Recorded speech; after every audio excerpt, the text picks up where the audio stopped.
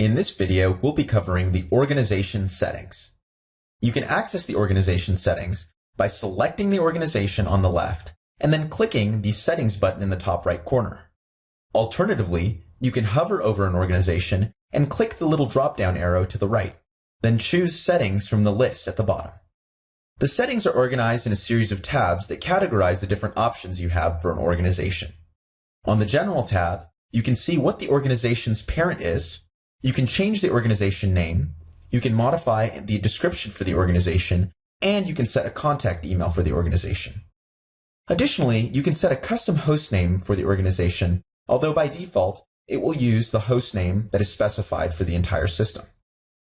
On the Policies tab, you can set policies for how users can interact with files and for which files are allowed in the system.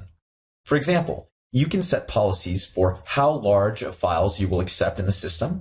In this case, no files greater than 300 megabytes will be allowed to be uploaded. And you can choose which extensions you would like excluded from upload. This is a comma-separated list that lets you specify which extensions you want to prevent from being uploaded. Note that these policies are enforced on all interfaces, including mobile devices, desktops, and from the web. From the folder backup settings, you can choose whether or not you want to allow users to create their own backups, and whether or not you want to allow users to share their own files with third parties. If you disable these tabs, these features will become unavailable from all interfaces.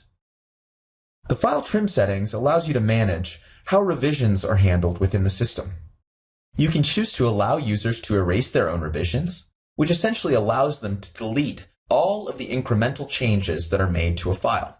For example, if you modify a file 3 times, you will have 1, the most current revision, and 2 and 3, the previous revisions. Trimming revisions allows users to delete the second and third revision. You can also choose to allow the system to auto-erase revisions on an interval. This is an intelligent erasure in that it only erases revisions for files unchanged in the interval that you specify. In this case, we would only delete revisions 2 and 3 if the file itself had not been changed in 60 days. The assumption being that revision 1, or the most current revision, is the one that the users want to keep. From the file purge settings, you can choose to allow users to erase deleted files. This means that files that are deleted but not permanently deleted or purged can be erased by users. In the system, any file that is deleted via a mobile device, a desktop client, or the web needs to be permanently deleted in order to be fully erased from the system. This option allows users to execute the permanent delete. You can also choose to permanently delete files that have already been deleted by checking this option, and choose to delete those files on a specified interval. You can also set to throttle bandwidth for an organization. The first field allows you to throttle bandwidth outright. The second option allows you to throttle bandwidth on a schedule. In this case, it would set an exception, where it would use the first option except for on the days or time period that you specify. In the email field, you have the ability to configure your own email server.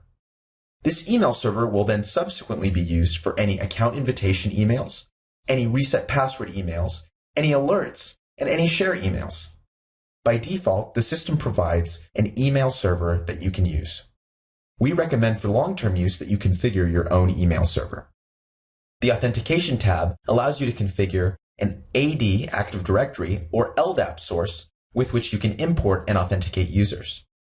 There are 2 methods for using an authentication source. The first is to connect to the authentication source directly by selecting the Use Server method and specifying the host, domain, login, and password. The second, especially if the AD server or LDAP server is behind a firewall or a protected environment, is to install one of the sync clients onto the AD server or LDAP server, then choose the sync client from this dropdown and specify your host, domain, login, and password subsequently.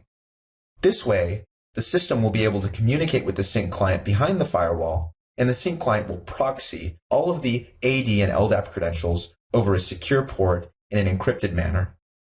The PSA tab allows you to configure a professional services automation tool to push tickets and activity to the PSA tool of your choice. The Branding tab allows you to customize the look and feel of the system and of the clients. You can choose to specify your own logo, which will appear in the top left corner. You can choose to specify a custom splash screen, which will appear every time a user logs into their mobile app.